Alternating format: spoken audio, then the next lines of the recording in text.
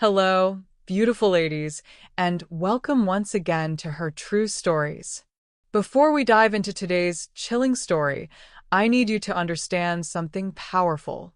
When people see a woman over 60, they often see someone who's finished, someone whose best days are behind her, someone who can be easily dismissed or manipulated. But what they don't realize is that a woman who has lived 6 decades has accumulated something more dangerous than youth: wisdom, patience, and the hard-earned knowledge of exactly how cruel people can be.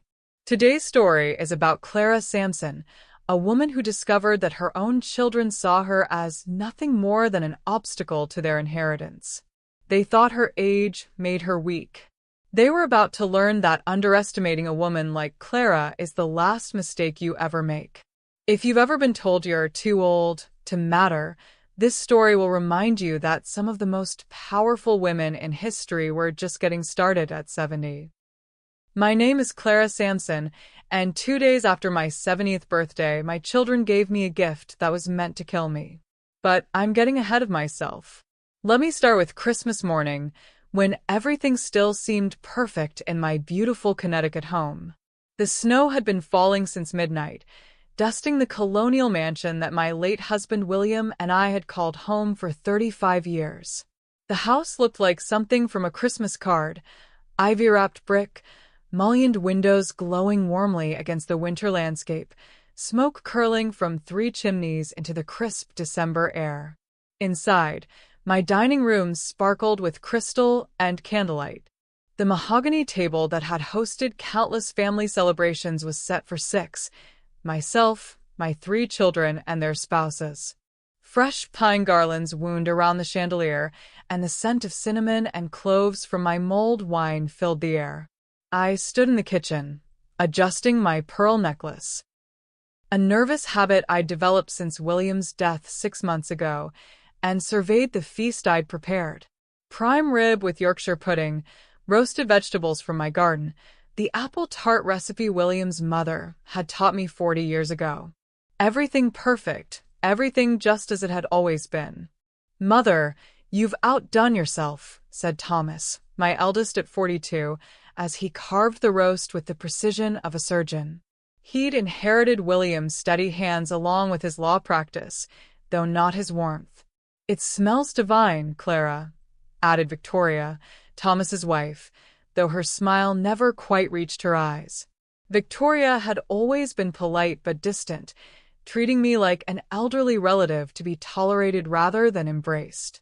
My daughter Patricia, 39 and recently divorced, barely looked up from her phone.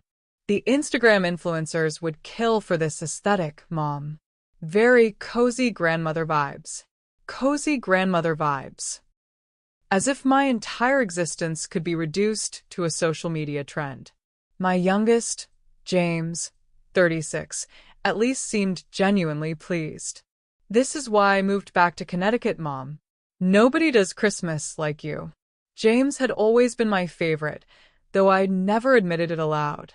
Perhaps because he reminded me most of William: gentle eyes, quick smile, and a way of making everyone around him feel valued. His wife Sarah nodded in agreement, bouncing their 2-year-old daughter Emma on her lap.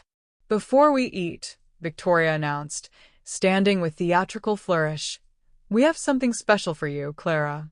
She disappeared into the foyer and returned with an elegant gift box wrapped in silver paper and tied with a wine-colored ribbon. "This is from all of us," she said, setting it before me with ceremony. "Something we thought you'd really appreciate." I untied the ribbon carefully. I'd always been the type to save wrapping paper. And opened the box to reveal a bottle of wine nested in tissue paper. Not just any wine. A 1982 Bordeaux, Chateau Margaux, the label pristine and the wax seal intact. "My goodness," I breathed, lifting the bottle reverently. "This must have cost a fortune." "Only the best for you, Mother," Thomas said, though something in his tone felt rehearsed. "We know how much you and Dad loved collecting wine." It was true. William and I had spent decades building a collection in our climate-controlled cellar, hunting for special vintages during our trips to France and Italy. This bottle would have been the crown jewel of our collection. It's beautiful, I said, setting it carefully on the sideboard. But you children shouldn't have spent so much. Don't worry about the cost, Patricia said, still scrolling through her phone. We can afford it. There was something odd about the way she said it, but I dismissed the thought. Perhaps she was still bitter about her divorce settlement, or stressed about her consulting business that never seemed to generate much actual income. We ate dinner by candlelight, discussing safe topics, Emma's latest words, James's promotion at the marketing firm, Thomas's latest court victory. The conversation felt slightly stilted, but I attributed it to the natural awkwardness that had settled over family gatherings since William's death. He'd been our anchor, our center of gravity. Without him, we were all still learning how to relate to each other. After dinner, as I was clearing plates, Victoria cornered me in the kitchen. Clara, that wine we gave you, it's really quite rare. You might want to save it for a very special occasion. Of course, dear. I was thinking I might open it on William's birthday next month, toast his memory properly. Victoria's face went pale. Oh, well, perhaps you should save it even longer than that. Maybe for your birthday next year, or… Victoria, are you feeling all right? You look upset. I'm fine, she said quickly. Just tired. Long day. But she didn't look fine. She looked terrified. Later that evening, after everyone had gone home, I sat in William's study nursing a brandy and thinking about the strange undercurrents I'd sensed all day. Victoria's reaction to my plans for the wine. Patricia's distracted behavior. Even Thomas had seemed calculating somehow. I walked to the sideboard where the wine bottle sat, lifting it again to admire the label. 1982 had been an exceptional year for Bordeaux, and Chateau Margaux was legendary. This bottle was probably worth $3,000 or more. My children had been generous, but generosity from Thomas, Patricia, and Victoria was unusual enough to be suspicious. They weren't cruel people, but they weren't particularly thoughtful either. Their Christmas gifts to me were typically perfunctory. Expensive scarves, generic jewelry, gift certificates to stores I never shopped at. This wine was different. This wine was personal, meaningful. It showed deep knowledge of my interests and genuine care for my happiness. Or did it? I set the bottle back down and picked up my phone, dialing the number for my dear friend Margaret Walsh, who lived 2 towns over. Margaret, it's Clara. I hope I'm not calling too late. Never too late for you, darling. How was Christmas with the children? Lovely, actually. They gave me a beautiful bottle of wine, 1982 Chateau Margaux. I was wondering, would you and Edmund like to come for dinner tomorrow night? I thought we might open it together. Toast William's memory. Margaret's delighted acceptance warmed my heart. She and Edmund had been our closest friends for 20 years, and they understood the significance of good wine shared with people you love. After I hung up, I felt better about the day. Perhaps I'd been reading too much into my children's behavior. Grief made everything seem suspicious, every interaction loaded with hidden meaning. I was probably just being a paranoid old woman. How wrong I was.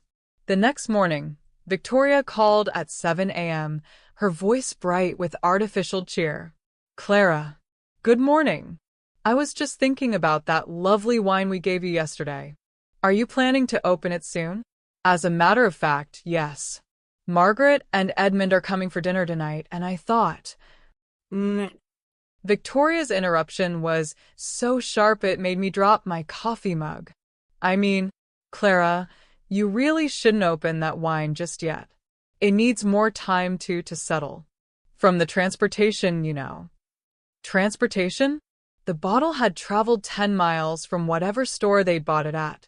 Victoria, wine doesn't need to settle from transportation. Especially not wine that's been aging for 40 years. Well, the man at the wine shop, said, Clara, please just wait a few more days before opening it. Promise me. The desperation in her voice was unmistakable now. This wasn't about wine settling or proper aging. This was fear. Victoria, is there something you need to tell me about this wine? Of course not. It's so special, and I want you to enjoy it at exactly the right moment. Maybe wait until New Year's Eve. That would be perfect, wouldn't it? New Year's Eve. 10 days away. Why was Victoria so desperate to delay my opening this bottle? I'll think about it, I said carefully. Thank you for your concern.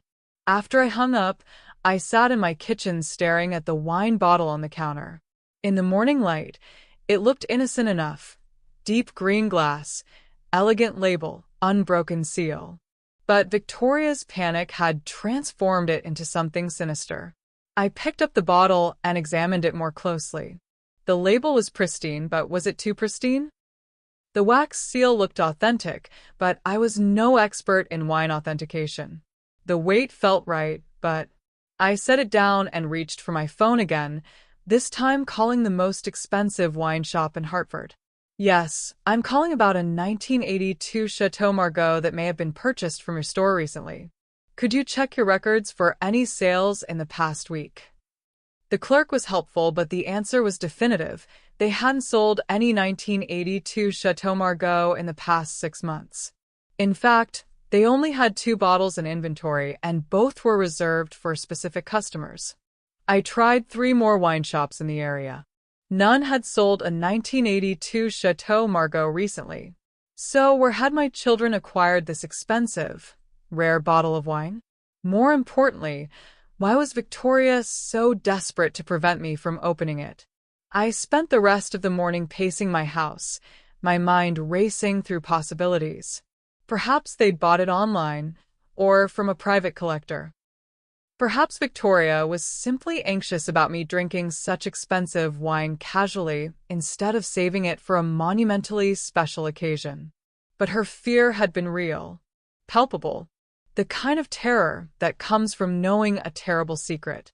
By noon, I'd made a decision that would save my life and destroy my family. I called Margaret and canceled dinner.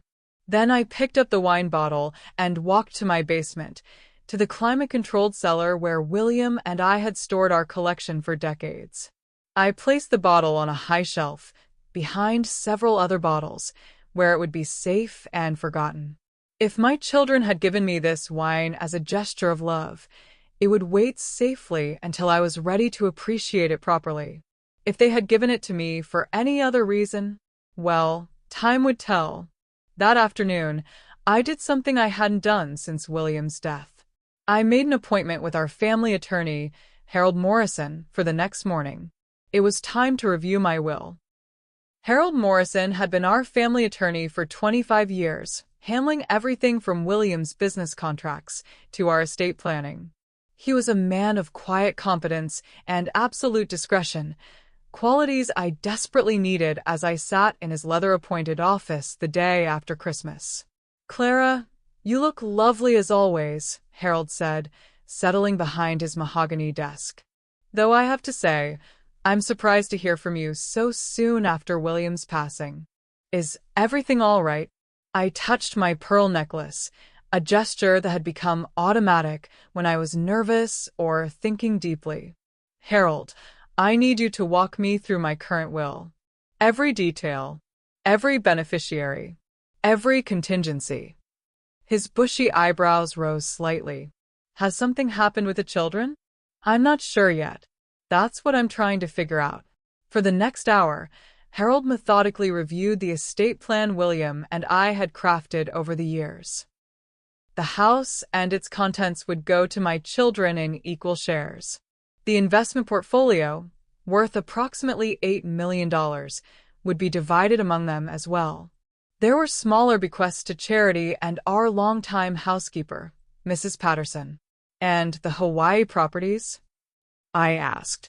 "Those are held in the Sampson Family Trust, which you control completely during your lifetime. Upon your death, they would pass to your children as well." Harold flipped through several pages. "Current market value is approximately $4 million. So my children stand to inherit roughly $12 million when I die. Yes, though with your excellent health and family longevity, that's likely many years away. Excellent health. I was 70 years old, a widow living alone in a large house. To most people, including my children, I probably looked fragile and declining. Harold, I want to make some changes to my will. What kind of changes? I'd been thinking about this all night, lying awake in the bed I'd shared with William for 35 years. I want to add some conditions. Performance requirements for my children to receive their inheritance. Harold set down his pen and looked at me seriously. Clara, that's usually not advisable. Performance clauses in wills often lead to family disputes and legal challenges. What if I don't care about family disputes anymore? The question hung in the air between us. Harold had known me as half of a devoted couple, a supportive mother, a woman who prioritized family harmony above all else. This new version of Clara Sanson, suspicious, strategic, potentially ruthless, was foreign to both of us. Tell me what you're thinking, he said finally. I want my children to prove they deserve their inheritance. Not through grand gestures or dramatic changes, but through simple human decency. Visiting me regularly, including me in their lives. Treating me with respect rather than viewing me as an inconvenience to be managed. Harold nodded slowly. That's reasonable, though difficult to define legally. Then let's define it legally. Monthly visits. Phone calls twice a week. Inclusion in family celebrations and major decisions. If they can't manage basic filial respect, they forfeit their inheritance. And if they forfeit it, where does the money go? I've been thinking about that too. Medical research. Specifically, research into diseases that affect elderly people. If my children can't be bothered to care for their aging mother properly, maybe they can contribute to helping other people care for theirs. Harold began making notes, his expression thoughtful. Clara, can I ask what prompted this? Yesterday, you were the same loving mother you've always been. Today you're talking about conditional inheritances and performance requirements. I reached into my purse and pulled out a photograph I'd taken of the wine bottle with my phone. My children gave me this for Christmas. It's worth several $1,000s, which is unusual generosity from them. When I mentioned opening it to toast William's memory, my daughter-in-law became hysterical, begging me to wait. I set the phone on his desk. I've called every wine shop in the area. None of them sold this bottle recently. Harold studied the image. So, where did they get it? That's one question. The other question is why Victoria is so desperate to prevent me from drinking it. Understanding dawned in Harold's eyes. He'd been practicing law long enough to recognize the shape of family betrayal, even when it came wrapped in Christmas paper. Clara, you don't really think. I don't know what to think, but I've lived 70 years, Harold. I've learned to trust my instincts when something feels wrong. Have you considered having the wine tested? The thought had occurred to me, but I dismissed it as paranoia. Now, sitting in Harold's office with my suspicions laid out logically, it seemed like simple prudence. Who would do that? And what would I tell them I was looking for? I know a private laboratory that handles sensitive matters discreetly. They can test for a wide range of substances without asking questions about why you need to know. Harold wrote down a name and phone number on his letterhead. Dr. Patricia Vance. She's helped us with several cases involving suspected tampering or adulteration. Very professional, very confidential. I folded the paper and put it in my purse next to my car keys and reading glasses, the accessories of an elderly woman that my children probably thought made me helpless. Now, about the will changes, Harold continued. How quickly do you want to implement them? Immediately. If my children are planning something, I want them to discover the consequences sooner rather than later. And if they're not planning anything? If this is all a misunderstanding? I thought about Victoria's panic, about Patricia's distracted behavior, about Thomas's calculating looks during Christmas dinner. Then they'll easily meet the conditions, and nothing will change except that I'll get to spend more time with my family. Harold spent the next hour drafting modifications to my will. When we finished, my children's inheritance was contingent on treating me like a human being rather than an inconvenience. They had to visit at least twice a month, call twice a week, and include me in major family decisions. Failure to meet these requirements for more than 60 days would result in complete disinheritance. There's one more thing, I said as Harold prepared the final documents. I don't want my children to know about these changes yet. Can you keep this confidential until we know what we're dealing with? Of course. Attorney-client privilege protects all our conversations. As I drove home from Harold's office, I felt something I hadn't experienced since William's death, a sense of purpose. For 6 months, I'd been drifting through my days, going through the motions of living while feeling like I was waiting for something to end. Now I was waiting for something to begin. That afternoon, I called Dr. Patricia Vance's laboratory and made an appointment for the following morning. I told her receptionist I needed a comprehensive analysis of a wine sample for personal reasons. The receptionist didn't ask any questions. That evening, I had dinner alone in my dining room, the same room where my children had presented me with their Christmas gift. The wine bottle sat on the sideboard, innocent and elegant, catching the light from the chandelier. I raised my glass of water in a mock toast. Here's to family, I said to the empty room, and to finding out what family really means. Outside, snow continued to fall, blanketing my house and garden in pristine white, beautiful and peaceful, but underneath, the ground was frozen solid. Some things that look pure and innocent are actually cold and lifeless. I was about to find out which category my children belonged to. Dr. Patricia Vance's laboratory occupied a converted warehouse in an industrial section of Hartford, the kind of place you drive past without noticing unless you had specific business there. I parked between a florist's van and a plumber's truck, feeling slightly ridiculous as I walked toward the unmarked entrance, carrying a wine bottle and a paper bag. Dr. Vance was younger than I'd expected, perhaps 40, with steel-gray hair pulled into a severe bun and wire-rimmed glasses that made her look more like a librarian than a forensic scientist. Her laboratory was pristine and modern, filled with equipment I didn't recognize but that looked expensive and precise. "Mrs. Sampson," she said, shaking my hand with a firm grip. "Harold Morrison explained that you need a comprehensive analysis of this wine sample. Can you tell me what specifically concerns you?" I set the bottle on her stainless steel counter, feeling foolish. "I have reason to believe it may have been tampered with." Dr. Vance's expression didn't change. In her line of work, she'd probably heard stranger requests than an elderly woman asking to have Christmas wine tested for poison. "What kind of tampering are you concerned about?" "I don't know. That's what I need you to tell me." She examined the bottle, turning it in the light and studying the seal. "This appears to be an expensive vintage. May I ask why you suspect it's been adulterated?" I explained about the Christmas gift, my children's unusual generosity, Victoria's panic when I'd mentioned opening it. Dr. Vance listened without interruption, making occasional notes. "I can test for a wide range of toxic substances," she said when I finished. "Heavy metals, organic poisons, synthetic compounds. The process will take 48 hours and cost $1,200. $1,200 to confirm or disprove my suspicions about my own children. Money well spent, regardless of the outcome." "How do we do this without compromising the evidence?" I asked. Dr. Vance smiled, the first time her professional facade had cracked. "You're thinking like a detective, Mrs. Sampson.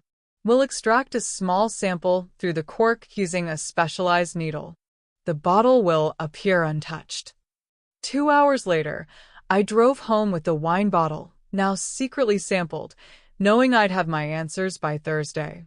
I spent the next 2 days in a strange state of suspended animation, going through my normal routines while my mind raced through possibilities. If the wine was clean, I'd feel foolish but relieved. If it contained something dangerous, the call came Wednesday evening while I was reading in William's study. "Mrs. Sampson, this is Dr. Vance. We've completed our analysis, and I think we should meet in person to discuss the results."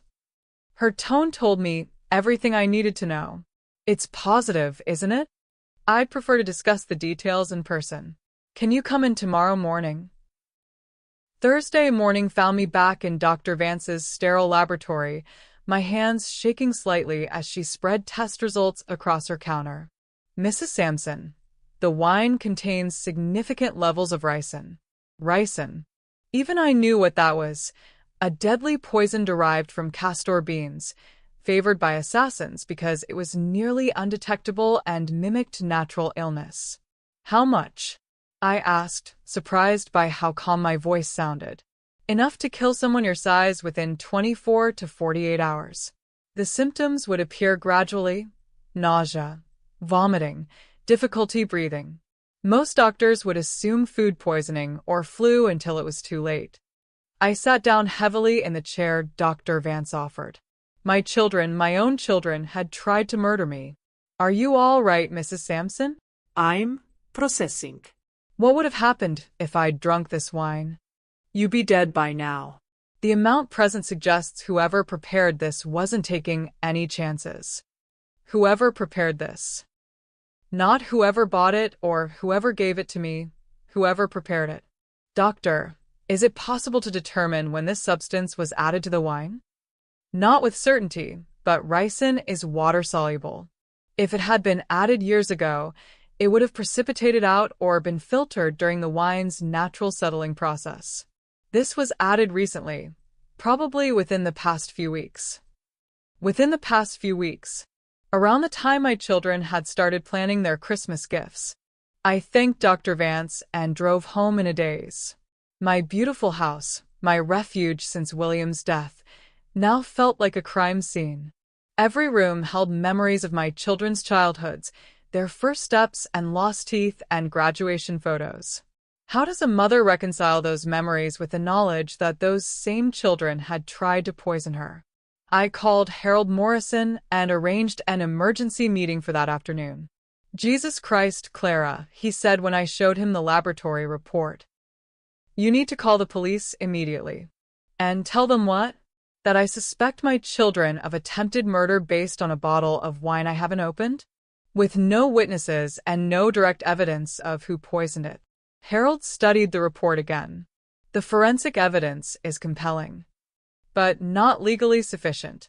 Any decent defense attorney would argue that someone else could have tampered with the wine before my children purchased it, or that I could have poisoned it myself to frame them."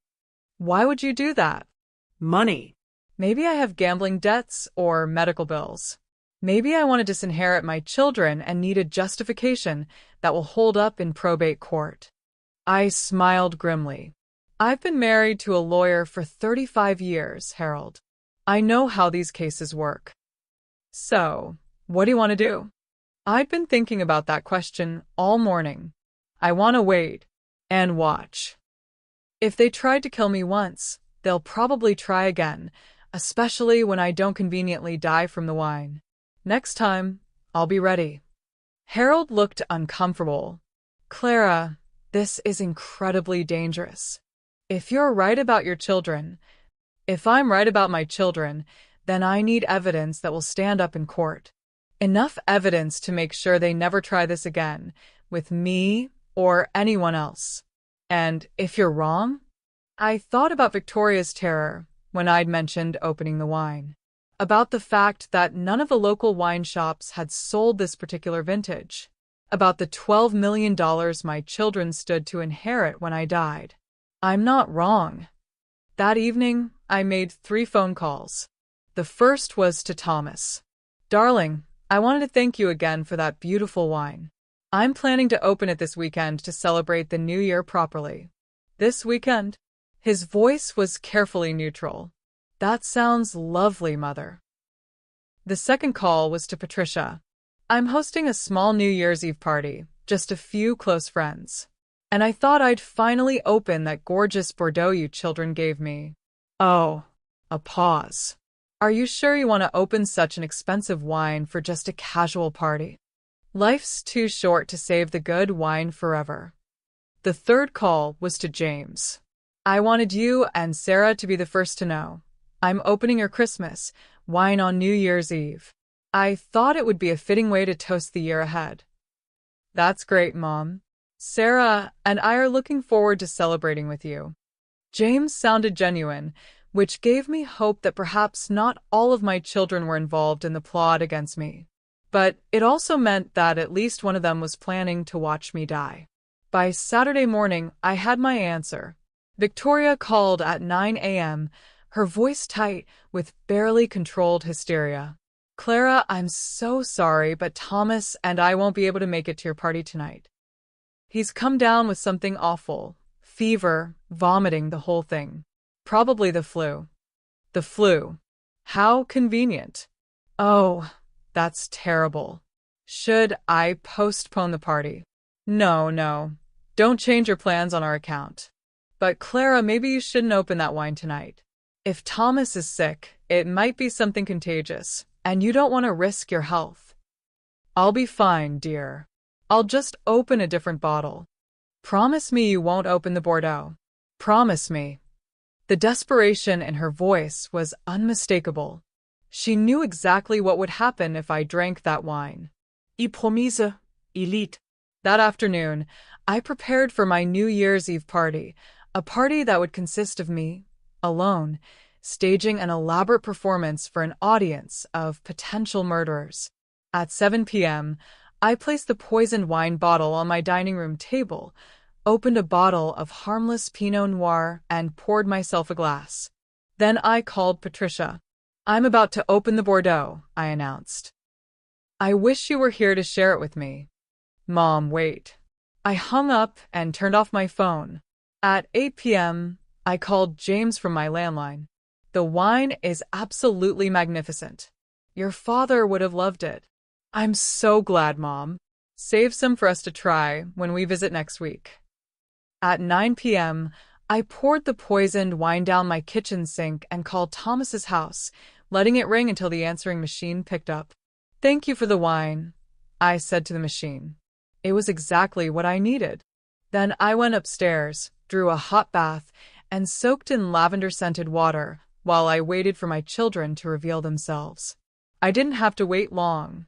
I need to pause Clara's story, here to share something that might save your life. If you've ever been told you're too old to start over, let me tell you, that's a lie. Your story isn't over, and you still have chapters left to write. Our best-selling book, Reclaiming Your Peace After Pain, is filled with simple, powerful steps to help you heal, rebuild, and fall in love with life again. Just like Clara, you have more wisdom than they give you credit for, more strength than they realize, and more options than they want you to know about. This book has already helped thousands of women recognize the warning signs of manipulation, set boundaries that protect them, and reclaim their power from people who underestimate them. Whether you're dealing with family betrayal, financial manipulation, or simply feeling invisible in your own life, this book will show you practical steps to take back control and write your own triumphant ending. Click the link in the description box and start your new beginning today. Don't let anyone convince you that your best years are behind you. Clara's about to prove that the most dangerous women are the ones who've been underestimated. Now, let's see what happens when her children think their plan has worked. Victoria arrived at my house at 6 a.m. on New Year's Day. I watched from my bedroom window as she parked in my circular driveway, sat in her car for several minutes, then walked slowly to my front door. She looked exhausted, her usually perfect hair disheveled, her expensive coat wrinkled as if she'd slept in it. I let her knock 3 times before I answered, making sure to appear groggy and confused. Victoria?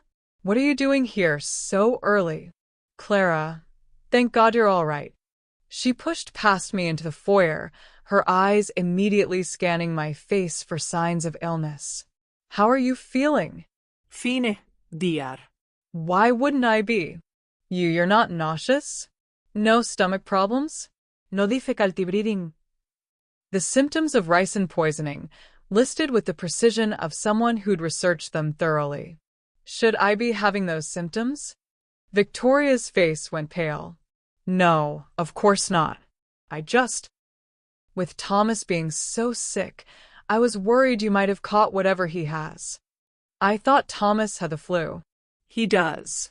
He did. He's better now. Victoria was backing toward the door, her relief at finding me alive warring with her confusion about why I wasn't dead. I should go. Let you get back to sleep. Before you leave, would you like some coffee?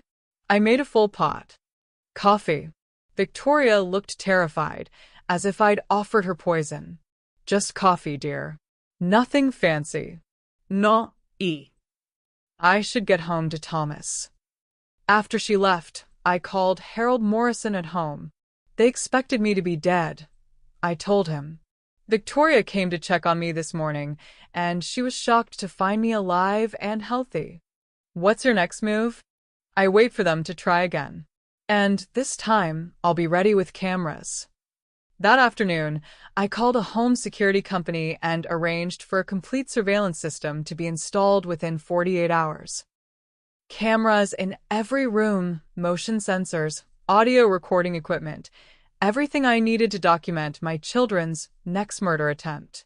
We don't usually get requests this comprehensive, the installer said as he positioned cameras in my kitchen. Is there a specific security concern? I'm a 70-year-old widow living alone in a large house, I replied. I think that's security concern enough. While the security system was being installed, I made another call, this time to my longtime housekeeper, Mrs. Patterson. Mrs. Sampson, I was so sorry to hear about Mr. William, she said. Is there anything I can do to help? Mrs. Patterson had worked for our family for 15 years, coming twice a week to clean and sometimes staying to prepare meals when we entertained. She was discreet, observant, and completely trustworthy. Actually, there's something, I said. I'd like you to start coming daily for the next few weeks. I'm feeling a bit overwhelmed managing everything alone. Of course. Should I continue with my usual duties? Yes, but I'd also like you to pay special attention to the kitchen. Make note of any food or drink that appears to have been tampered with. And if any family members visit while I'm out, please document exactly what they do and where they go in the house. Mrs. Patterson had worked for wealthy families long enough to recognize the signs of domestic trouble. I understand completely, Mrs. Sampson. You can count on my discretion. By Wednesday, my house was equipped with more surveillance equipment than most jewelry stores. Every entrance was monitored.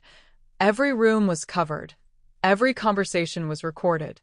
If my children made another attempt on my life, I'd have evidence that would stand up in any court. I didn't have to wait long. Thursday evening, Patricia called with an invitation I'd been expecting. Mom, I feel terrible that we missed your New Year's party. Would you like to come for dinner this weekend? I'm making your favorite lamb recipe. My favorite lamb recipe, the one that required hours of slow cooking and produced a rich, dark sauce that would easily hide the taste of poison. That sounds wonderful, dear. Saturday night. Perfect. Just family, me, James, Sarah, and little Emma. Thomas and Victoria are still recovering from their flu. Or preparing for the next phase of their plan. Saturday evening found me sitting in Patricia's trendy downtown loft, a converted warehouse space with exposed brick walls and industrial fixtures that probably cost more than most people's houses.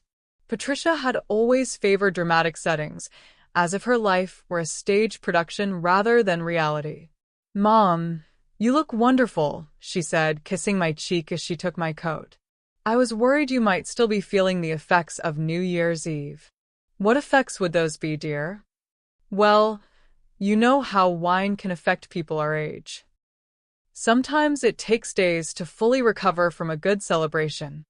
Our age. Patricia was 39 years old, but she was already categorizing me as elderly and fragile. James and Sarah were in the living room, playing with Emma on a blanket spread across the polished concrete floor. They looked up as I entered, and I caught something in James's expression, concern, perhaps, or guilt. "Mom, how are you feeling?" he asked, studying my face intently. Perfect, darling. "Why does everyone keep asking me that?" "No reason. You just seemed a little tired when I talked to you on New Year's Eve." New Year's Eve, when I'd supposedly drunk the poisoned wine and should now be dead. Patricia bustled around her open-concept kitchen, putting final touches on dinner. The lamb smelled wonderful, rich and savory with herbs from what she claimed was her rooftop garden. She'd always been a good cook, inheriting my love of feeding people, but adding her own modern flair to traditional recipes. "Wine, Mom?" she asked, holding up a bottle of red that I didn't recognize. "Just a small glass, dear." Patricia poured wine for everyone except herself, claiming she was trying to cut back for her New Year's resolution. I noticed she was particularly careful with my glass, handling it separately from the others. "A toast," James said, raising his glass. "To family and to Mom's continued good health." Continued good health. The phrase hung in the air like a prayer or a threat. We ate dinner at Patricia's glass dining table, making conversation about Emma's development, James's work, Sarah's plans to return to nursing school. Normal family topics, but underneath the pleasant chatter, I sensed undercurrents of tension and expectation. Patricia kept glancing at me throughout the meal, watching for signs that I was becoming ill. She'd prepared a beautiful dessert, chocolate mousse with raspberry sauce, but seemed distracted when serving it. "This is delicious, Patricia," I said, savoring the rich chocolate. "You've really outdone yourself." "Thank you, Mom.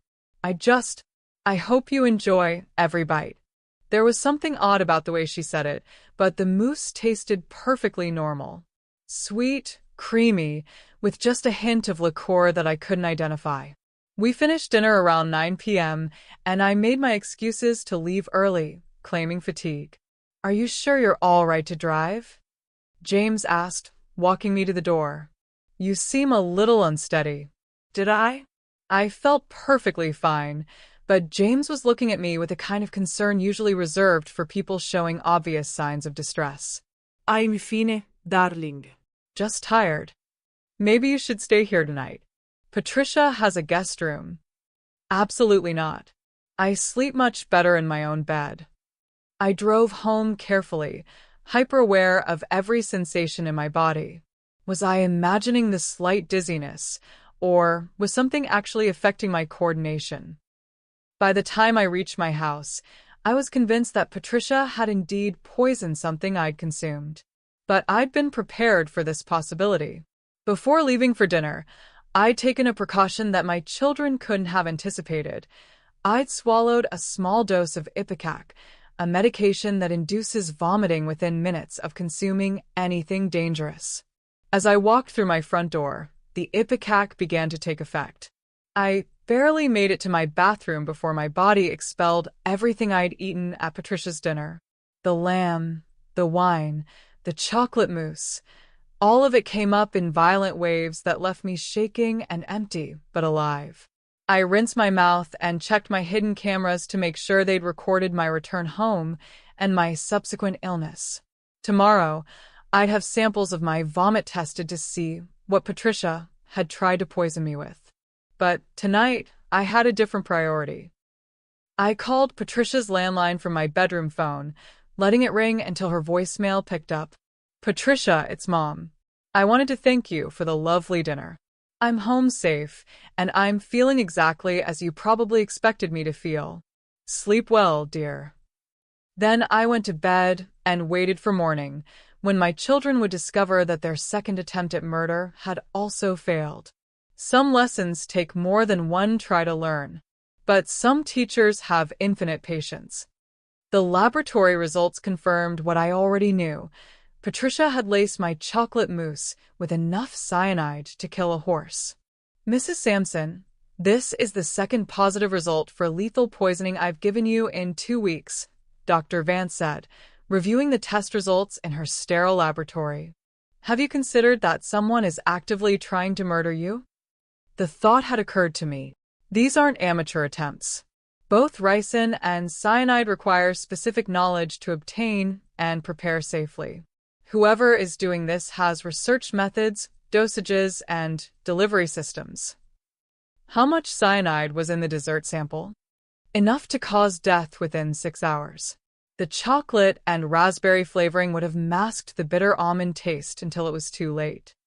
I sat in Dr. Vance's office, surrounded by scientific equipment that could detect molecular-level poisons, and marveled at the efficiency of my children's murder attempts. They'd chosen substances that would mimic natural causes of death: heart failure, stroke, sudden illness. If I hadn't been suspicious enough to have the evidence tested, everyone would have assumed I'd died of old age or natural causes. Doctor, I need you to preserve these samples and document everything you found. I may need this evidence in court. Are you planning to press criminal charges? I'm planning to end this before they try a third time. That afternoon, I met with Harold Morrison to review my options. You have enough evidence for attempted murder charges against both Victoria and Patricia, he said, studying the laboratory reports. The police would have to take this seriously. And then what happens? They get arrested, post bail, and disappear to avoid trial? Or worse, they accelerate their timeline and try to kill me before the case goes to court. Harold looked troubled. Clara, what you're suggesting sounds like vigilante justice. I'm suggesting self-defense. My children have tried to murder me twice in 2 weeks. I'm 70 years old, living alone, with no one to protect me except myself. What exactly do you have in mind? I'd been thinking about this question ever since Dr. Vance confirmed the cyanide results. My children saw me as weak, elderly, an easy target who wouldn't fight back. They'd been so confident in their abilities as killers that they'd made crucial mistakes. Now it was time to turn their confidence against them. I want to set a trap, I said. Something that will force them to reveal themselves completely, with witnesses present and cameras recording everything. What kind of trap? A family dinner. Here at my house. All 3 children, their spouses, little Emma.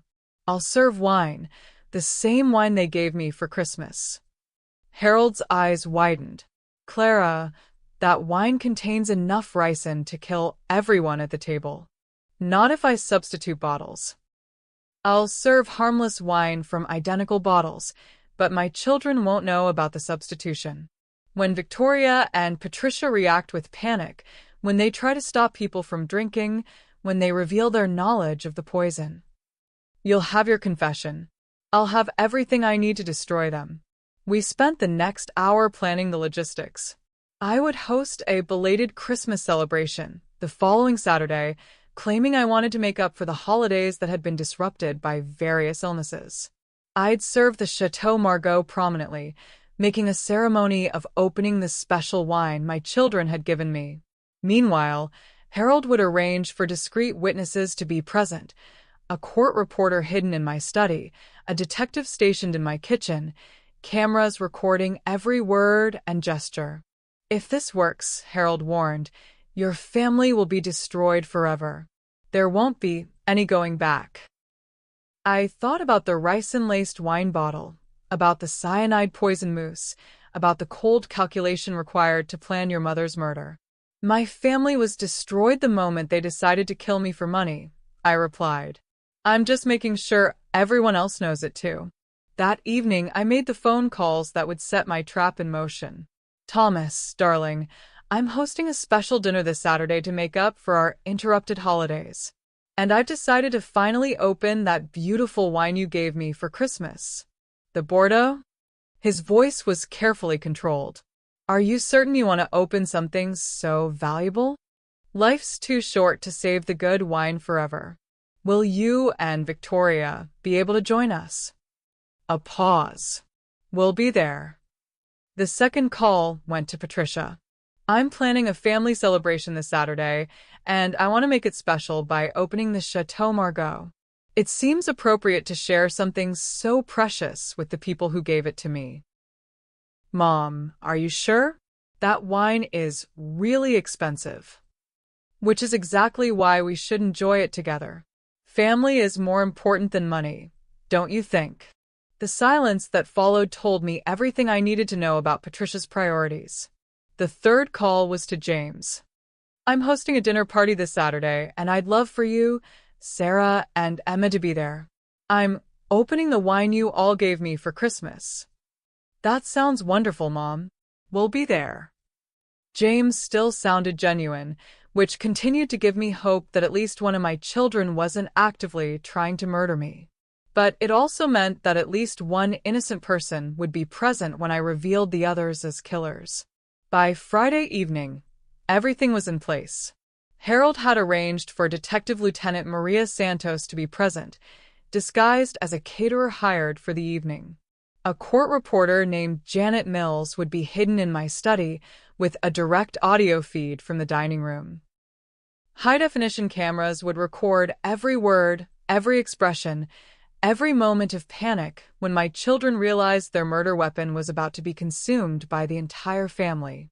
I spent Friday night in my study, writing what might be my final letter to each of my children. If something went wrong, if they realized what I was planning and turned violent, I wanted them to understand exactly why I'd chosen this path. To my children, by the time you read this, you'll know that I discovered your attempts to murder me. The ricin-laced wine, the cyanide-poisoned dessert, the careful planning required to kill your own mother for her inheritance. I want you to understand that I'm not angry, I'm heartbroken. The children I raised, the people I loved more than my own life, decided that my money was worth more than my existence. You calculated that $12 million was sufficient compensation for becoming motherless. You were wrong about the money. My actual estate is worth considerably more than you realized, hidden in trusts and accounts you never knew existed. But more importantly, you were wrong about me. You thought I was weak, elderly, an easy victim who wouldn't fight back. You forgot that I survived the Depression as a child, built a successful business with your father, and raised 3 children while managing a household and a career. You forgot that weak people don't accumulate $12 million by accident. Your attempts on my life have failed because I'm not the helpless old woman you imagined me to be. I'm Clara Sampson, and Clara Sampson doesn't die easily. What happens next is entirely up to you. You can confess your crimes, accept the consequences, and perhaps salvage some shred of dignity from this disaster. Or you can continue lying, continue scheming, and discover exactly how ruthless your elderly mother can be when her life is threatened. Choose wisely. You won't get another chance. Clara. I sealed the letters and placed them in my safe, next to my revised will and the laboratory reports documenting my children's poison attempts. Whatever happened tomorrow, there would be evidence of everything they'd done and everything I discovered. Saturday morning, I woke early and prepared for what would either be a triumph of justice or my final meal. I dressed carefully in my best black dress, the one William had always said made me look like a queen. I arranged my hair in the elegant chignon I'd worn to every important event of our marriage. I clasped my pearl necklace around my throat, the necklace William had given me on our wedding day, the one that had become my armor against a world that saw elderly women as invisible. Today, I would be anything but invisible. Today, my children would learn that some mothers love their children enough to save them from themselves, even if it means destroying the family forever. Today, the poison would finally claim its intended victim.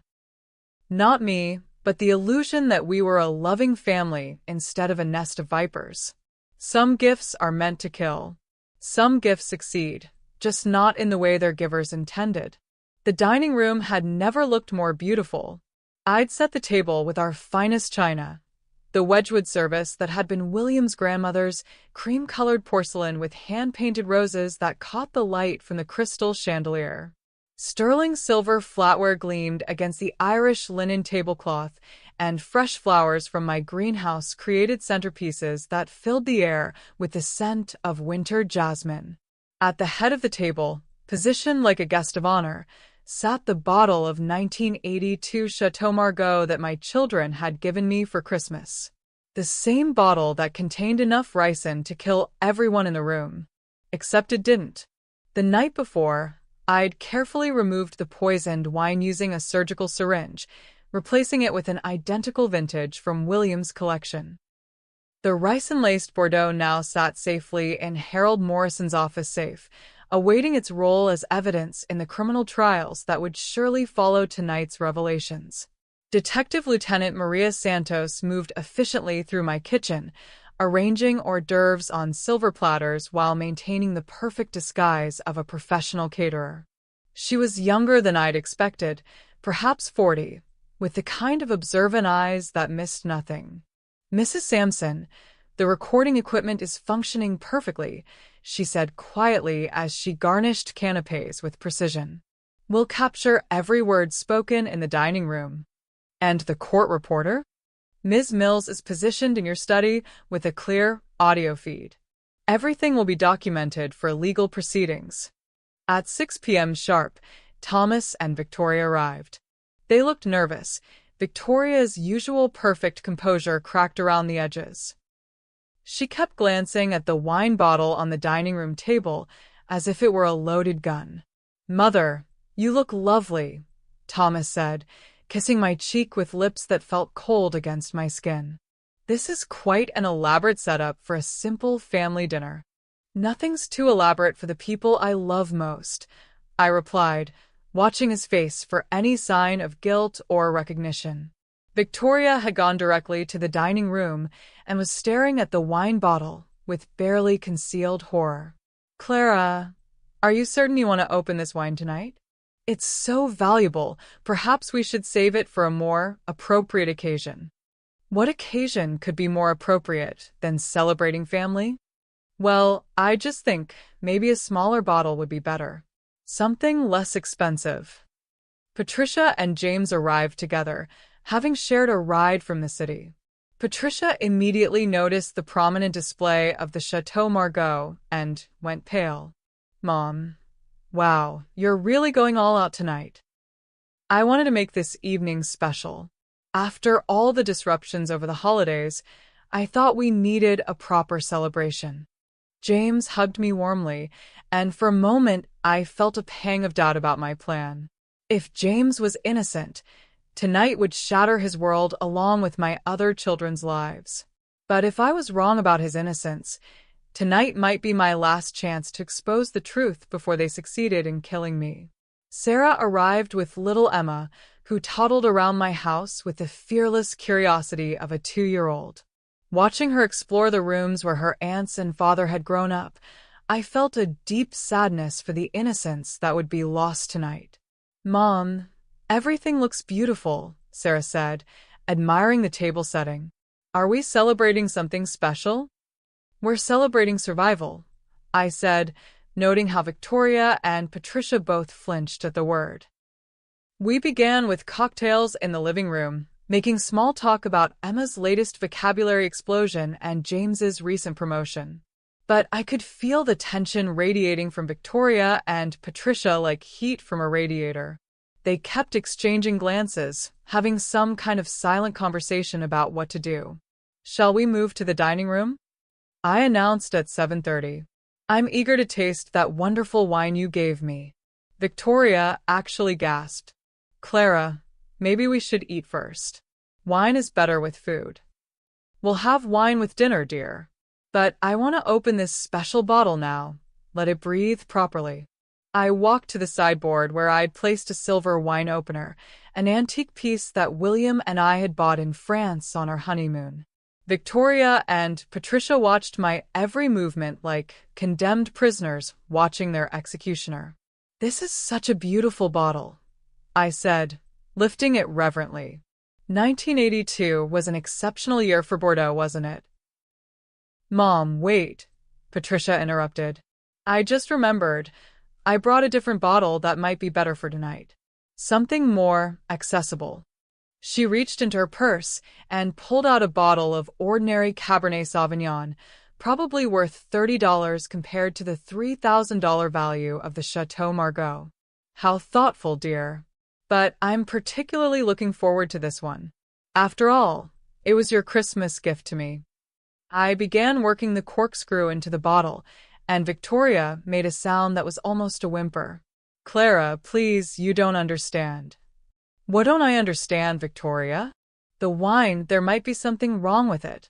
The room fell silent except for the soft scraping of the corkscrew against the cork. Everyone was staring at Victoria, who looked like she was about to faint. What could be wrong with it? I asked innocently. It might have spoiled. Old wine sometimes spoils. This wine has been properly stored for 40 years. It shouldn't be spoiled. I continued working on the cork. Unless something happened to it more recently. Thomas stepped forward. Mother, if Victoria thinks there might be a problem with the wine, perhaps we should err on the side of caution. What kind of problem, Thomas? He looked at his wife, then at Patricia, then back at me. Just a problem. Sometimes expensive wines aren't what they seem to be. The cork came free with a soft pop that sounded like a gunshot in the tense silence. There, I said, setting the bottle on the table. Now it can breathe while we have dinner. Victoria was gripping the edge of the table so hard her knuckles were white. Patricia looked like she was going to be sick. Even Thomas had lost his usual composure. Only James seemed relaxed, though he was watching his siblings with growing concern. Is everything all right? He asked. You all look like you've seen a ghost. Everything's perfect, I said, beginning to pour wine into the glasses I'd arranged around the bottle. Victoria, you seem upset. Are you feeling ill? I'm fine, she whispered. I poured wine into 6 glasses, one for each adult present. The rich burgundy liquid caught the chandelier light, looking innocent and inviting. A toast, I announced, lifting my glass. To family, to love, to the bonds that tie us together, no matter what. James raised his glass with a smile. Sarah followed suit, looking puzzled by the strange atmosphere, but willing to participate.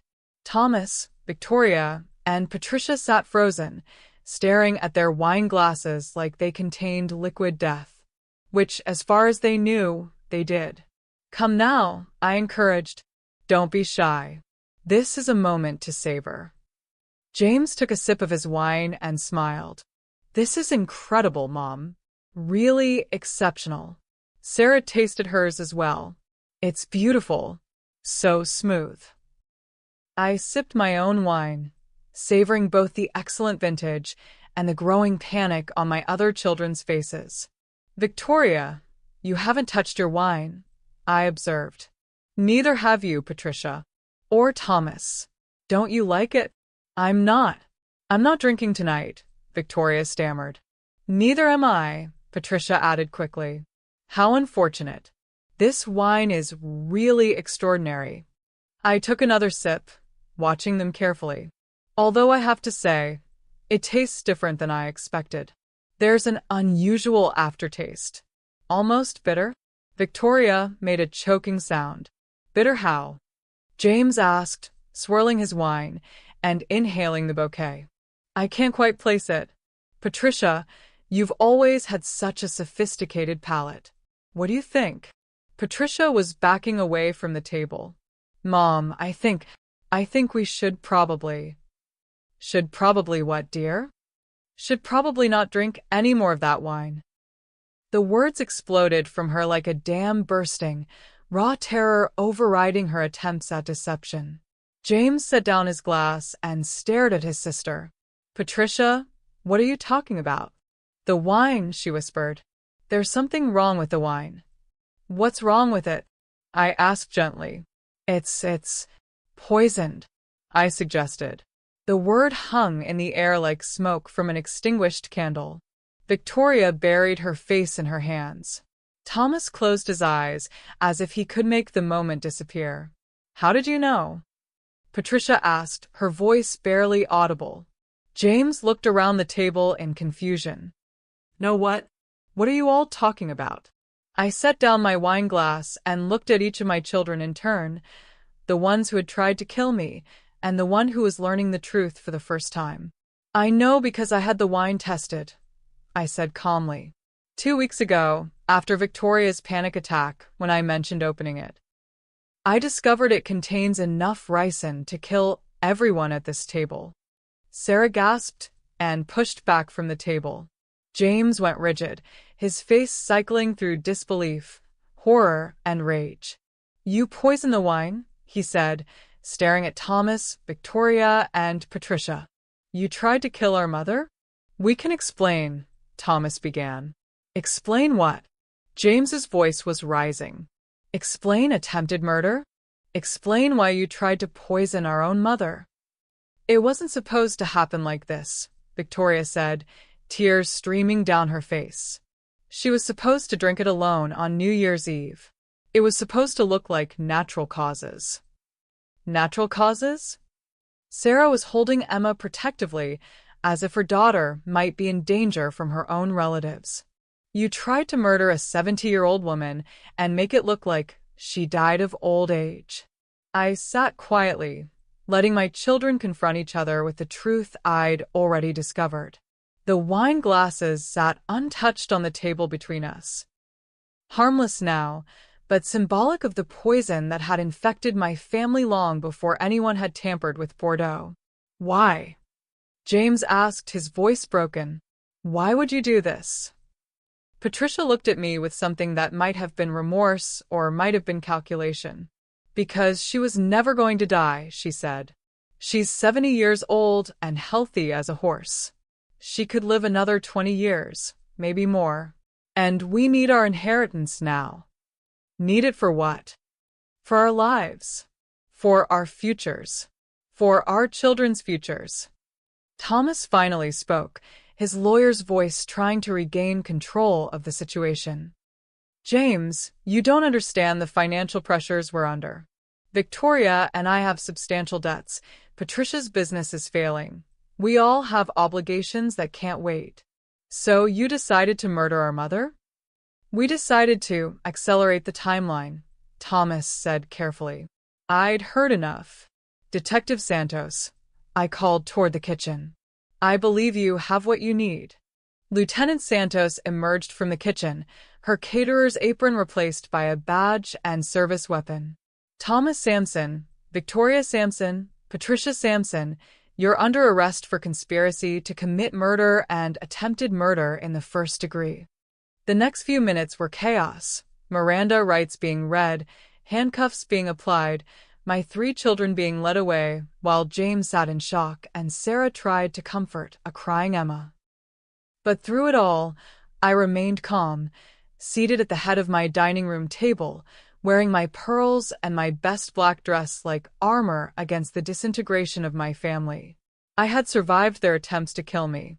I had exposed their crimes with witnesses and evidence. I had protected James and Sarah and Emma from becoming victims of the same greed that had already claimed Thomas, Victoria, and Patricia. Some victories taste bitter, even when they're absolutely necessary. Some families are worth saving, even if it means destroying them first. The house felt different after my children were arrested. Not empty. I'd been living alone since William's death, but somehow lighter, as if a poisonous presence had been removed from the air itself. I walked through rooms where Thomas, Victoria, and Patricia had planned my murder and felt only relief that their schemes had been exposed. The media attention was immediate and intense. Connecticut's socialites' children arrested for attempted poisoning. Inheritance murder plot exposed by hidden cameras. Wine gift from hell. How a 70-year-old widow outsmarted her would-be killers. The headlines made me sound like either a brilliant detective or a tragic victim, depending on the publication's angle. The truth, as usual, was more complex than either portrayal. Harold Morrison arrived at my house the morning after the arrests, carrying a briefcase full of legal documents and wearing the grim expression of a man who'd seen too much family destruction in his career. Clara, the district attorney wants to discuss the charges with you, he said, settling into William's favorite chair in the study. They're considering adding conspiracy to commit murder for financial gain, which carries a potential life sentence. Good. Harold looked surprised by my matter-of-fact response. This is your family we're talking about. Your children. Are you certain you want to pursue the maximum possible charges? Harold, they tried to kill me twice. If I hadn't been suspicious enough to have the evidence tested, I'd be dead right now. They'd be mourning my tragic passing while secretly celebrating their windfall inheritance. The defense attorneys will argue that no actual harm was done, that this should be treated as attempted murder rather than a capital crime. No harm was done because I prevented it. That doesn't make their intentions any less murderous. Harold pulled out a folder containing preliminary police reports. The investigation has uncovered some interesting details about how they obtained the poison. Thomas has connections in the pharmaceutical industry through his law practice. Victoria researched ricin extraction methods online for months. Patricia purchased castor beans through a gardening supply company. So, this wasn't a spontaneous decision. Far from it. They've been planning your murder since at least last summer, probably longer. Last summer, when I'd been grieving William's death and depending on my children for emotional support. While I'd been vulnerable and trusting, they'd been researching ways to kill me. What about James? I asked. The investigation must have determined his level of involvement. James appears to be completely innocent. His phone records, financial documents, and internet search history show no connection to the murder plot. If anything, he seems to have been deliberately excluded from his siblings' planning. That was some consolation, at least. One of my children had retained enough humanity to refuse to participate in matricide. There's something else, Harold continued. The investigators found evidence that this wasn't their first attempt at insurance fraud. Victoria filed a suspicious claim for jewelry theft last year that was later withdrawn. Patricia's business received several large payments from shell corporations that appear to have been funded by Thomas's client accounts. They've been stealing for longer than just planning to kill me. It appears so. Your murder would have been the culmination of years of financial crimes, not an isolated incident. That evening, James came to see me. He looked older than his 36 years, as if the revelations of the past week had aged him decades. Mom, I don't know what to say. I had no idea what they were planning. I know, darling. I never suspected you were involved. How did you know? How did you figure it out when I completely missed the signs? I poured us both brandy from the crystal decanter William had cherished, the same brandy I'd been drinking the night I first became suspicious of the Christmas wine. I knew because I've lived 70 years, James. I've learned to recognize when people see me as an obstacle rather than a person. Your siblings stopped looking at me as their mother months ago. To them, I became nothing more than a barrier between them and $12 million. $12 million. James shook his head. I knew you and Dad were comfortable, but I didn't realize the estate was worth that much. Actually, it's worth considerably more than that. Your siblings made their calculations based on incomplete information. James looked at me sharply. What do you mean? I walked to the safe hidden behind William's portrait and removed several documents I'd never shown to any of my children. The Hawaii properties alone are worth $4 million. The investment accounts your siblings knew about represent only half of our actual portfolio. There are business interests, art collections, jewelry, and other assets they never discovered. How much?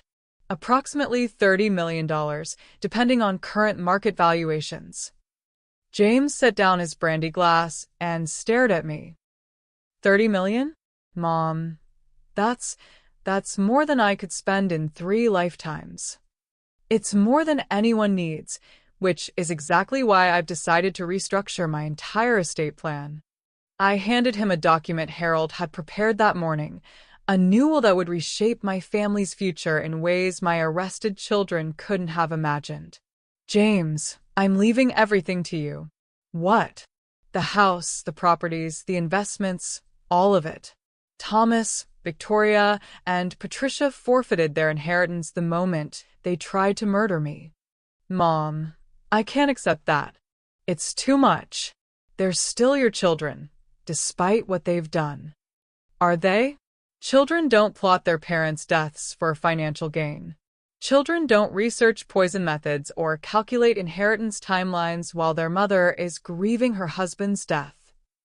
James was quiet for a long moment, staring at the legal document that would make him one of the wealthiest men in Connecticut. What about their children? Emma, and any future grandchildren? This punishes them for their parents' crimes. I've established trust funds for any grandchildren, including Emma. They'll be well provided for, but they won't inherit wealth their parents tried to murder for. And Sarah? Sarah will receive a substantial inheritance as well. She's proven herself to be a loving daughter-in-law and a devoted mother. She deserves security. James set the document on the table between us, his expression troubled. Mom, this feels like I'm profiting from my siblings' crimes. You're inheriting wealth that would have been stolen by murderers. There's a difference. Is there? They're still my brother and sister. Whatever they've done, they're still family. I looked at this son, who had somehow retained his moral compass while his siblings had lost theirs completely, and felt a mixture of pride and sadness. James, family is more than shared DNA. Family is love, loyalty, protection, support. Your siblings abandoned those values when they decided I was worth more dead than alive. But if you disinherit them completely, if they go to prison for decades, their lives are essentially over. Their lives ended when they became murderers. I'm simply making the consequences official. James stood up and walked to the window overlooking the garden where he'd played as a child, where all my children had learned to walk and ride bicycles and climb trees. What kind of mother disinherits her own children? The question hit like a physical blow, but I'd been expecting it. The kind of mother who refuses to reward attempted murder with financial inheritance. The kind of mother who protects innocent grandchildren from parents who see family members as sources of income rather than people worthy of love. They'll appeal the will. They'll claim you're not competent to make these decisions. Let them try. I've documented everything. Their poison attempts, the evidence, their confessions. Any court will recognize that disinheriting people who tried to kill you is a rational decision. James turned back to me, his eyes filled with pain. Mom, if you do this, you're destroying our family forever. Our family was destroyed the moment your siblings decided to poison me for money. I'm simply acknowledging reality. He picked up the will and studied it again, then set it down with resignation. If this is what you want, I'll support your decision. But I want you to know that I'll use this inheritance to take care of Emma and any other grandchildren, regardless of what their parents have done. I would expect nothing less from you. After James left, I sat alone in my study, surrounded by the documents that would reshape my family's future. $30 million, accumulated over 40 years of careful planning and wise investment, now concentrated in the hands of the one child who had never asked for anything. Outside, snow was beginning to fall again, dusting the garden where my children had once played together in apparent innocence. It was hard to reconcile those memories with the reality of what they'd become, harder still to accept that love, no matter how deep or enduring, wasn't always enough to prevent people from becoming monsters. But some decisions are about justice rather than love. Some inheritances have to be earned rather than assumed. Some mothers have to choose between enabling evil and preventing it, even when the choice destroys everything they once held dear. I'd made my choice. Now I would live with the consequences, just as my children would live with theirs. The trial began 6 months later, in the spring when Connecticut emerged from its winter cocoon into brilliant green renewal. I watched the courthouse steps fill with reporters and cameras as I walked through the media gauntlet, my head held high, my pearl necklace catching the morning sunlight like armor. The state had charged Thomas, Victoria, and Patricia with conspiracy to commit murder in the first degree, attempted murder, and financial elder abuse. Their defense attorneys, expensive lawyers paid for with money from assets I'd helped them accumulate over the years, argued that their clients had never intended actual harm, that this was a case of poor judgment rather than premeditated murder. Poor judgment. As if researching poison methods and calculating inheritance timelines was equivalent to forgetting to return a library book. I testified on the second day of the trial, taking the witness stand in the same courthouse where William had practiced law for 30 years. The prosecutor, a sharp young woman named Amanda Chen, led me through the timeline of events with clinical precision. Mrs. Sampson, when you first received the wine bottle as a Christmas gift, did you suspect it might be dangerous? Not initially. I was grateful that my children had given me something so thoughtful and expensive. What changed your mind? My daughter-in-law's reaction when I mentioned opening it. She became hysterical, begging me to wait, offering increasingly desperate excuses for why I shouldn't drink the wine. Did this seem like normal concern for preserving an expensive gift? No. It seemed like terror that someone might consume something she knew was lethal. The defense attorneys tried to portray me as a paranoid elderly woman who had misinterpreted her children's genuine concern for her well-being. Thomas's lawyer, a silver-haired man who specialized in white-collar crime, suggested that I might have poisoned the wine myself to frame my children for insurance money. Mrs. Sampson, isn't it true that your late husband left significant debts that you've been struggling to pay? My husband left no debts. Our estate is worth approximately $30 million. $30 million that your children knew nothing about? They knew about some of our assets. They made their calculations based on incomplete information. So, you deliberately concealed wealth from your own children? I looked at this man who was being paid handsomely to help murderers escape consequences and felt nothing but contempt.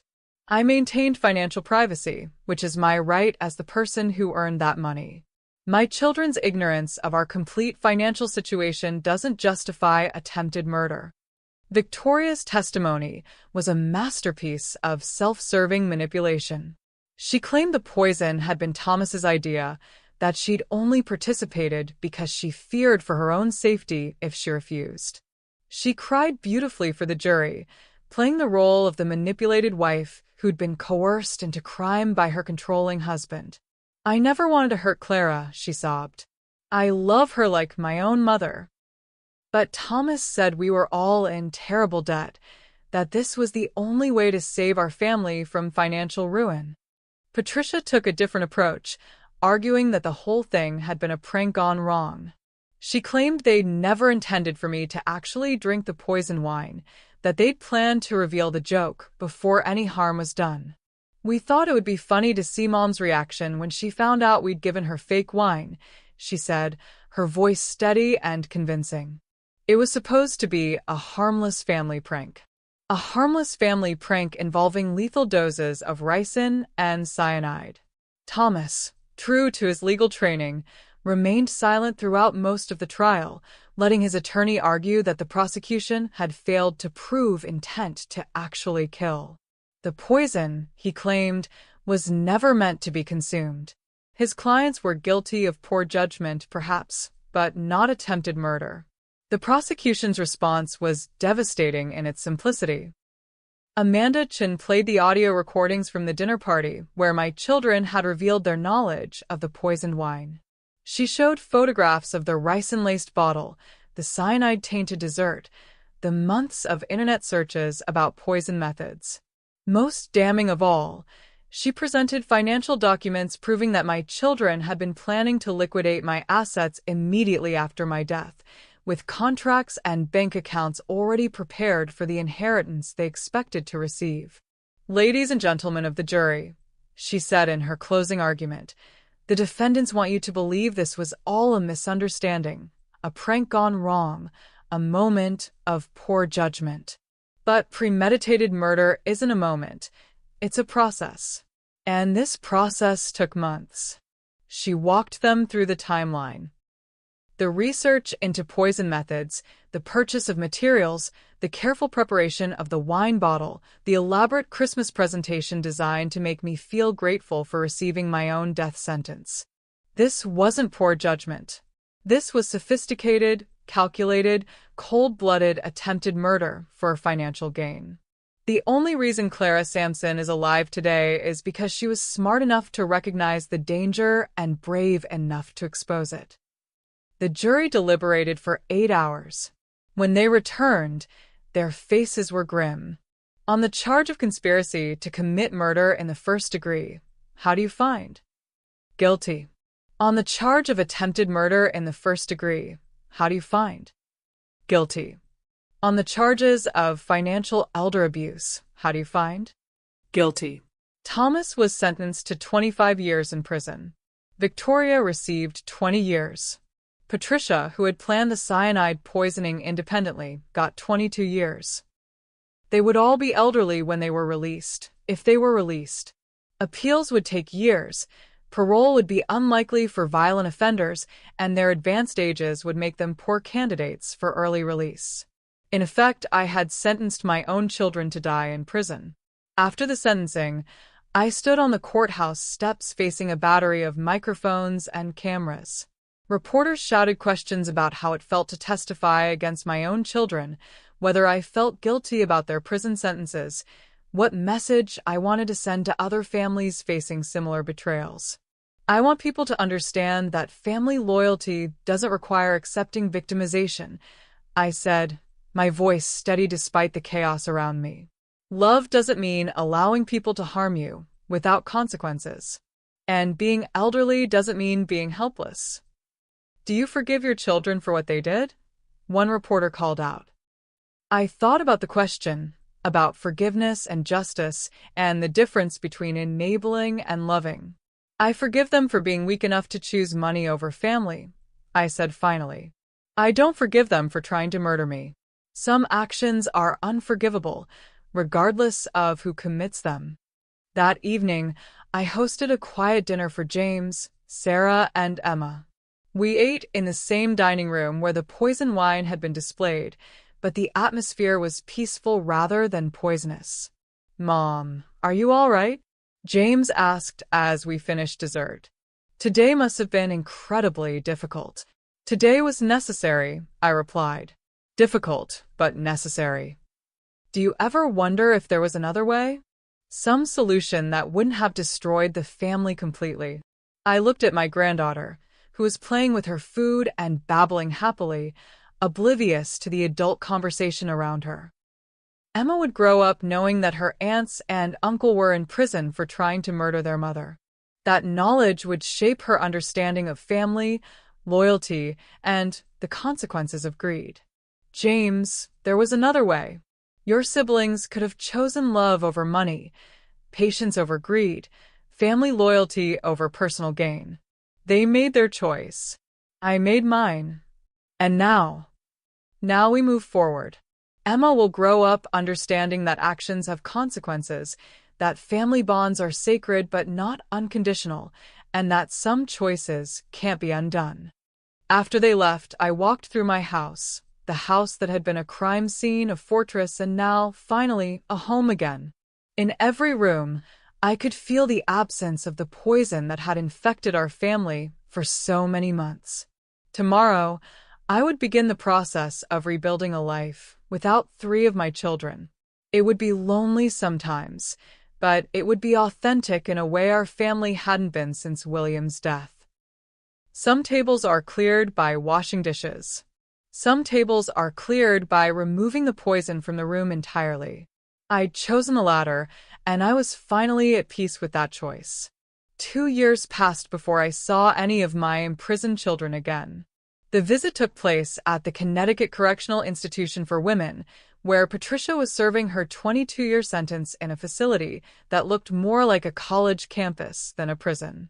I drove there on a crisp October morning, the trees blazing with autumn colors that reminded me of happier family gatherings in years past. Patricia had requested the visit through her lawyer, claiming she had important information about additional crimes that had never been prosecuted. The authorities encouraged me to meet with her, hoping she might provide evidence about other financial frauds she, Thomas, and Victoria had committed.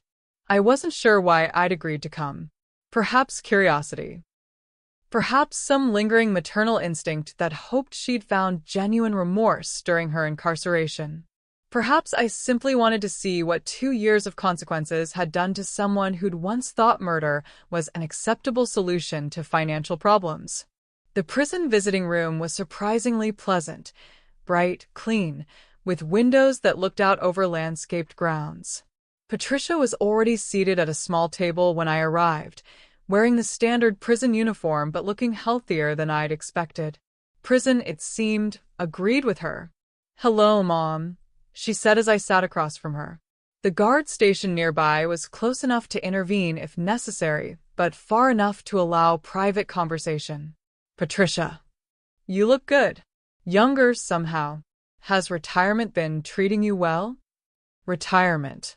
As if my withdrawal from social activities after her imprisonment had been a lifestyle choice rather than a necessity. "I'm managing." "You wanted to see me about additional crimes?" Patricia smiled, and for a moment she looked like the little girl who used to climb into my lap for bedtime stories. "Actually, I lied about that. I wanted to see you, for personal reasons." "Which are?" "I wanted to apologize. Not the kind of apology the lawyers coach you to give at sentencing, but a real one. From daughter to mother." I studied her face, looking for signs of manipulation or genuine remorse. After 40 years of motherhood and 70 years of life experience, I'd learned to recognize the difference. "Go on, Mom. What we did to you was unforgivable. Not just the poison, the whole thing. The way we treated you after Dad died, the way we saw you as an obstacle instead of a person, the way we planned your death like it was a business transaction." Her voice was steady, her eyes clear. If this was manipulation, it was more sophisticated than anything she'd attempted before her imprisonment. "Why now, Patricia? Why this apology after 2 years?" "Because I've had 2 years to think about what kind of person I became. 2 years to realize that we didn't just try to kill you, we killed our family. We destroyed everything you and Dad built, everything that made us who we used to be." I waited for her to continue. "I know you can't forgive me. I know I can't undo what we did. But I wanted you to know that I understand now what we lost. It wasn't just your money we were after, it was our souls. And we traded them for something that was never really ours to begin with." It was a good apology. Thoughtful, specific, acknowledging both the crime and its consequences. But I'd heard Patricia give convincing performances before. "What do you want from me?" I asked. "Nothing. That's the point. For the first time since Dad died, maybe for the first time in my adult life, I'm not asking you for anything. I just wanted you to know that your daughter, the real daughter you raised, not the monster she became, is still in here somewhere." We sat in silence for several minutes. Outside the windows, other inmates walked across the grounds with family members who'd come to visit. Some conversations looked heated, others tearful, others businesslike. All of them carried the weight of choices that couldn't be undone. "How are Thomas and Victoria?" I asked finally. Patricia's expression darkened. "Thomas is struggling. Men's prison is different than this place. He's had some problems with other inmates, especially when they found out he tried to poison his elderly mother." "And Victoria?" "Victoria blames you. She thinks you overreacted, that we never would have actually let you drink the wine. She's convinced herself that this was all your fault for not trusting us. Do you believe that?" Patricia looked me directly in the eyes. "Mom, I spent months researching how to kill you with cyanide. I practiced making poison desserts until I got the dosage right. I calculated exactly how long it would take you to die and what symptoms you'd experience." Her voice was steady, but filled with self-loathing. "There's no overreaction to attempted murder. There's only justice. I felt something shift inside my chest. Not forgiveness, exactly, but a lessening of the anger I'd carried for 2 years. What will you do when you're released? Patricia laughed bitterly. I'll be 61 years old when I get out if I live that long. No job prospects, no family connections, a felony murder conviction on my record. I'll probably work in a convenience store until I die. That's not necessarily true. Mom, no one hires elderly ex-convicts who tried to poison their own mothers. I reached into my purse and pulled out an envelope I'd prepared before driving to the prison. What's this? A cashier's check for $50,000. Enough to get you started when you're released if you choose to use it constructively. Patricia stared at the envelope like it might contain another poison. I don't understand. Why would you give me money after what I did to you? Because you're still my daughter. Because prison has been your punishment, not poverty for the rest of your life. Because I'd rather you rebuild yourself into someone worth being than spend 20 years planning revenge against me. I don't deserve this. No, you don't. But mercy isn't about what people deserve. It's about who you choose to be when you have the power to help or harm someone who's wronged you. Patricia opened the envelope with shaking hands, stared at the check, then set it carefully on the table between us. There are conditions, I continued. You never contact James, Sarah, or Emma. You never discuss our family with the media. You use this money to build a legitimate life, not to fund more schemes or revenge fantasies. And if I violate those conditions, then you'll discover that I can be just as thorough in destroying people as I was in saving myself from you. We talked for another hour about inconsequential things: her prison job in the library, the classes she was taking, the books she'd been reading. Normal mother-daughter conversation if you ignored the armed guards and the reason we were meeting in a correctional facility. As I prepared to leave, Patricia reached across the table and touched my hand, the first physical contact we'd had since before her arrest. Mom, I want you to know something. The daughter you raised, the one who used to help you in the garden and bake cookies at Christmas, she's still here. Prison didn't create her, but it reminded me she existed. I hope that's true, Patricia. For your sake. Will I ever see you again? After I'm released? I thought about the question, about forgiveness and family, and the possibility of redemption even after the most terrible betrayals. Ask me in 20 years, I said. I drove home through the autumn landscape, thinking about mercy and justice and the difference between enabling and love. Patricia seemed genuinely remorseful, but I'd been fooled by my children's performances before. The money I'd given her was a calculated risk, an investment in the possibility that people could change, even after committing unforgivable acts. If I was wrong, $50,000 was a small price to pay for confirming that she was irredeemable. If I was right, it might be the foundation for rebuilding a relationship that had been poisoned by greed but wasn't necessarily dead forever. That evening, I called James and told him about the prison visit. You gave her money? He sounded incredulous. Mom, she tried to kill you.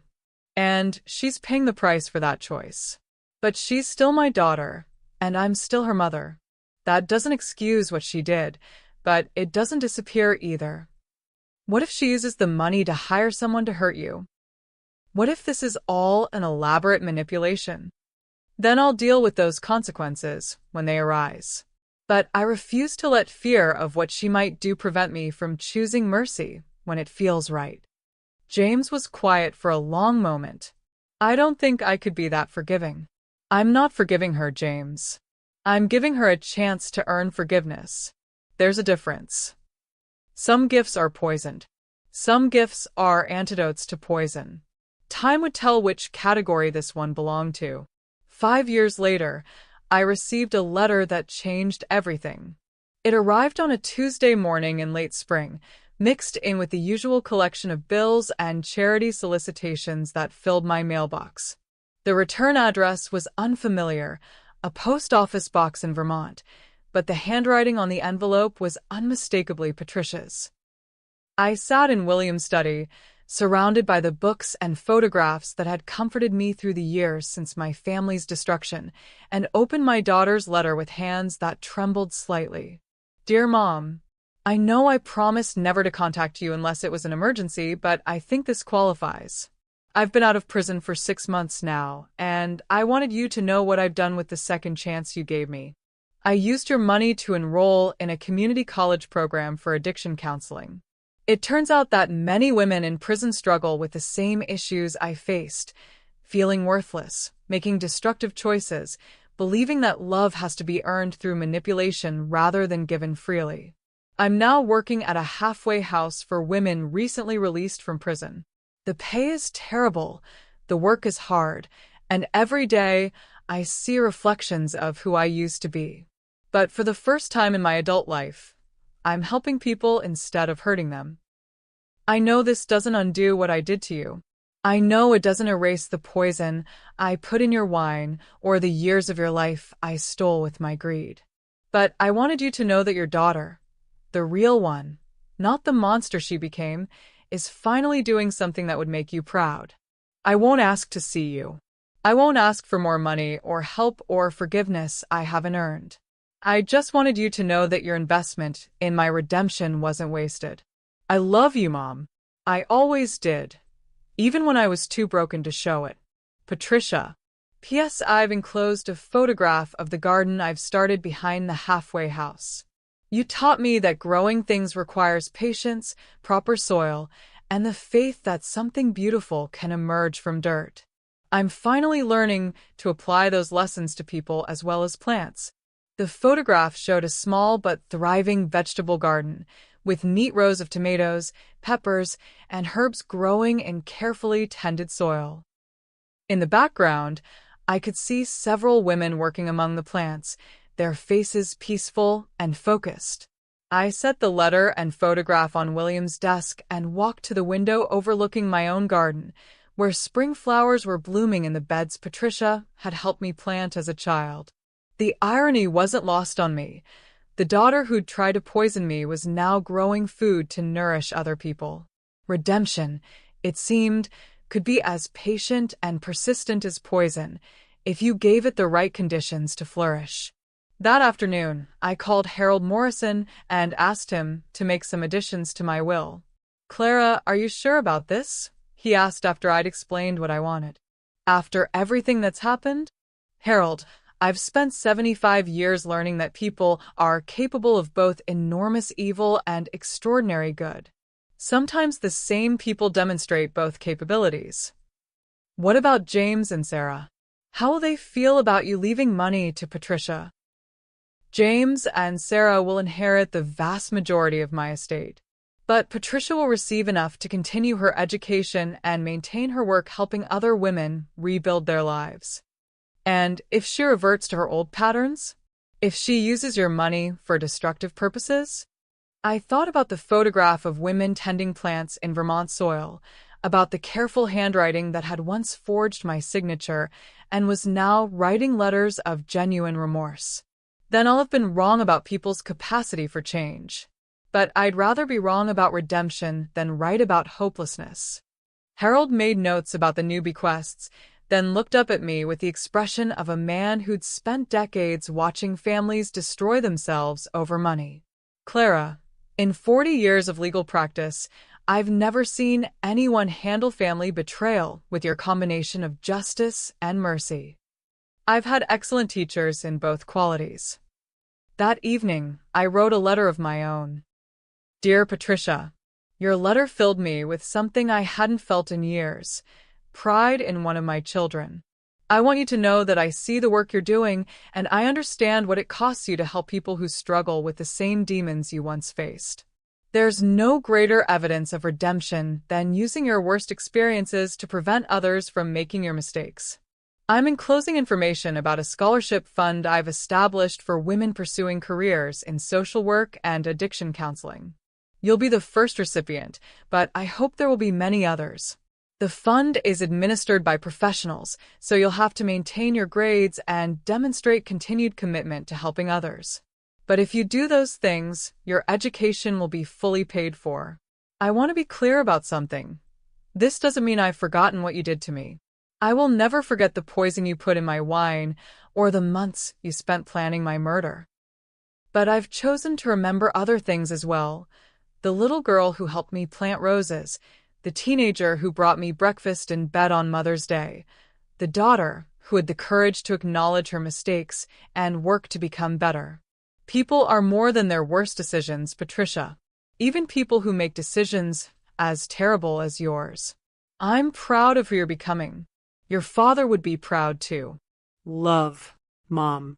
I mailed the letter the next morning, along with scholarship application materials and a photograph of my own garden in full spring bloom.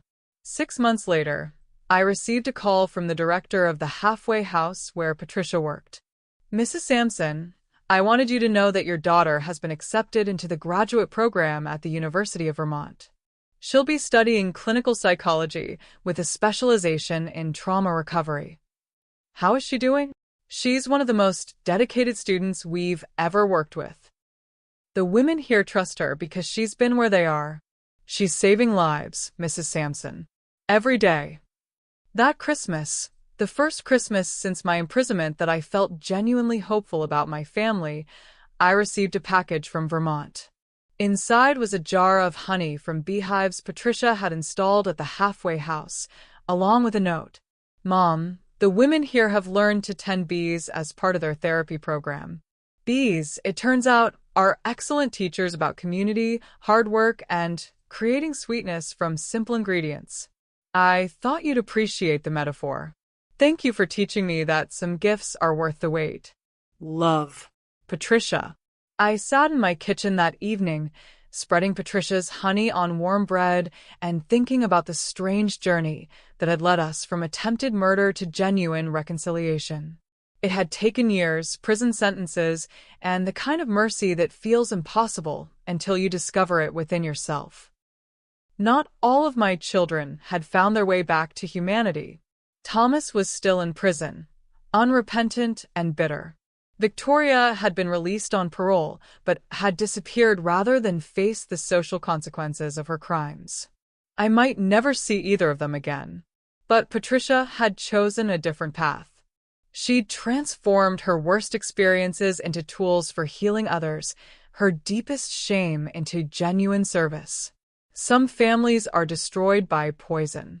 Some families discover antidotes strong enough to neutralize even the deadliest toxins. Mine had done both. As I prepared for bed that night, I walked through the house where my children had planned to kill me, where I'd exposed their crimes, where I'd learned to choose justice over comfortable lies. Every room held memories of betrayal and redemption, of love corrupted by greed and love refined by consequence. In the dining room, I paused at the sideboard where the poisoned wine bottle had once sat like a loaded gun disguised as a gift. Now it held fresh flowers from my garden and photographs of Emma, who was growing into a confident 7-year-old with her grandfather's gentle eyes and her grandmother's determined spirit. Emma would grow up understanding that actions have consequences, that family loyalty requires reciprocal respect, and that some people can choose to become better than their worst mistakes. Those were hard lessons for a child to learn, but they were true lessons. Truth, I discovered, was more valuable than comfort. Justice was more valuable than false peace. And mercy, when it was earned rather than assumed, was the most valuable gift of all. Some mothers raise children who love them. Some mothers raise children who try to kill them. Some mothers are strong enough to survive both experiences and wise enough to know the difference between enabling and loving. At 75 years old, I'd finally learned to be that kind of mother. The poison was gone from my house, from my family, and from my heart. Only the antidote remained. Clara's story shows us that strength isn't just about fighting back. It's about knowing your worth and refusing to accept less than you deserve, no matter who's offering the alternative. If her journey resonates with you, If you've ever felt underestimated because of your age or manipulated by people who should love you, then you need our book, Reclaiming Your Peace After Pain. This powerful guide has already helped thousands of women recognize the warning signs of manipulation, set boundaries that protect them, and reclaim their power from people who see them as easy targets. Whether you're dealing with family betrayal, financial abuse, or simply feeling invisible in your own life, this book will show you practical steps to take back control and write your own triumphant ending. Don't let anyone convince you that your best years are behind you. Clara proved that the most powerful women are often the ones who've been underestimated the longest. Click the link in the description to order your copy today and start reclaiming the respect you've always deserved. What did you think of Clara's journey from victim to victor? Have you ever had to choose between family loyalty and personal safety? Share your thoughts in the comments below, and remember, you're never too old to start over, and you're never too weak to fight back when it matters most. Subscribe for more stories of women who refuse to be anyone's victim.